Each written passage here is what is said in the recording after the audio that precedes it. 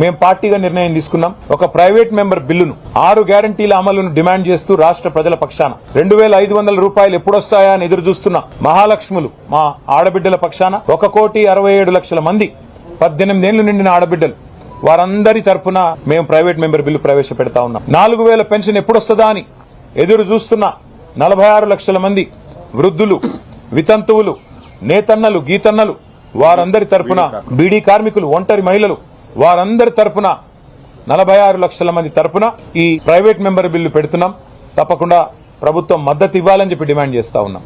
అట్లాగే వారు చెప్పారు దివ్యాంగుల విషయంలో 6,000 పెన్షన్ ఇస్తామని చెప్పారు. మరి లక్షలాది మంది దివ్యాంగులు, రాష్ట్ర వ్యాప్తంగా ఉన్న లక్షలాది మంది దివ్యాంగుల తరపున మరి ఈ ప్రైవేట్ మెంబర్ బిల్లు పెడతా ఉన్నాం. 6 గ్యారంటీలకు చట్టబద్దత కల్పించాలని అసెంబ్లీలో మరి ప్రజలకిచ్చిన వాగ్దానాలను గాలికి వదిలేసి గాలి మాటలు, కాలక్షేపం కబుర్లతో కాలక్షేపం చేయాలనుకుంటున్న ప్రభుత్వాన్ని నిలదీయడానికే ఇవాళ బీఆర్ఎస్ సైన్యం ఈ ఓరియంటేషన్ సెషన్ పెట్టుకున్నది.